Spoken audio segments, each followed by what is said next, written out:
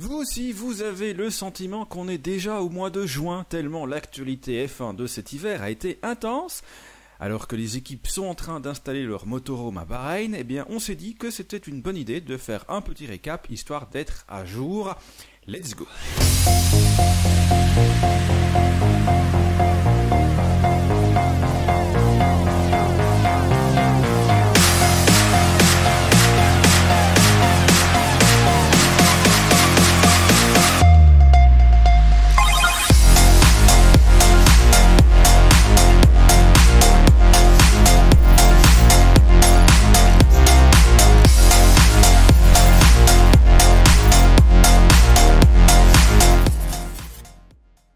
Et on commence doucement ce récap de l'actu F1 avec un petit point transfert. On le sait, de nombreux pilotes sont en fin de contrat et ce qu'on appelle la silly season risque bien d'être totalement fou.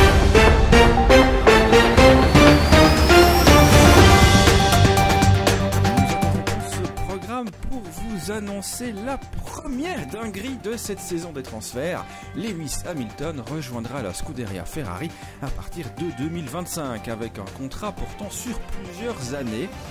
Un petit séisme dans le monde de la Formule 1 puisque Hamilton était chez Mercedes depuis 12 ans et qu'il est associé au constructeur allemand depuis ses tout débuts en Formule 1 en 2007. Le septuple champion du monde britannique fera équipe avec Charles Leclerc, qui lui a prolongé avec la Scuderia pour plusieurs saisons, sans plus de précision, même si d'après certaines indiscrétions de médias italiens, ce nouveau contrat porterait sur 5 saisons supplémentaires, soit jusqu'en 2029. Autre pilote à avoir déjà scellé son sort pour plusieurs années supplémentaires, Lando Norris, qui lui restera fidèle à McLaren. L'écurie anglaise sécurise ainsi la présence de son pilote dont le contrat se terminait fin 2025.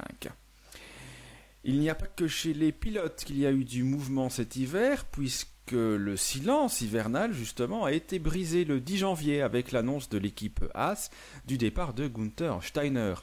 Vous savez, la star de la série Netflix Drive to Survive. Shit. Fin de collaboration avec effet immédiat pour le patron d'équipe, son contrat n'étant tout simplement pas renouvelé.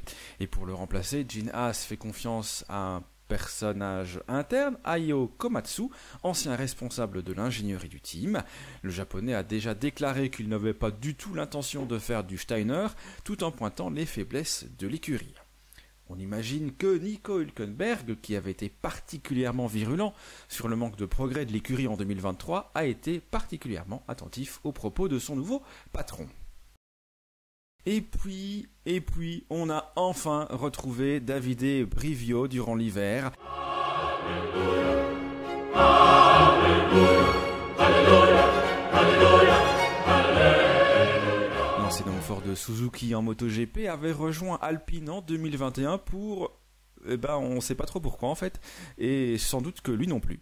Toujours est-il qu'il a été libéré de son engagement avec l'écurie française et qu'il s'en est retourné en MotoGP au sein de la toute nouvelle écurie Trackhouse qui alignera des Aprilia clientes. La veille de l'annonce du transfert de Lewis Hamilton chez Ferrari, la F1 annonçait quant à elle refuser la candidature d'Andretti Cadillac en tant que 11e écurie du plateau. La FOM estimant dans les grandes lignes que l'arrivée de cette nouvelle écurie n'apporterait pas suffisamment au championnat dans l'état actuel des choses. Le projet initial de Andretti était de s'engager en 2026 avec un moteur client, probablement un Renault, avant d'avoir un moteur développé par General Motors et badgé Cadillac en 2028.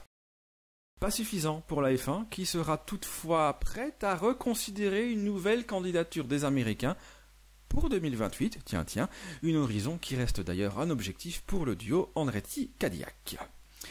Autre grosse actu de l'hiver, une plainte qui a été déposée contre Christian Horner pour comportement inapproprié par un ou une employée.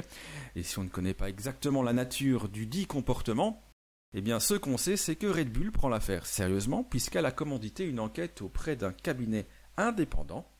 Christian Horner a d'ailleurs été entendu le 10 février et les conclusions des avocats ne sont à ce jour pas encore connues. Terminons par un point circuit avec plusieurs annonces là aussi. Ainsi, la F1 se rendra à Madrid sur un circuit urbain à partir de 2026 et ce pour une durée de 10 ans. C'est nul! Une arrivée au calendrier qui ne veut pas forcément dire que Barcelone disparaîtra, même si le nom de Grand Prix d'Espagne sera attribué à Madrid. Le circuit de Barcelone a d'ailleurs lancé des travaux de modernisation pour espérer continuer à accueillir le championnat.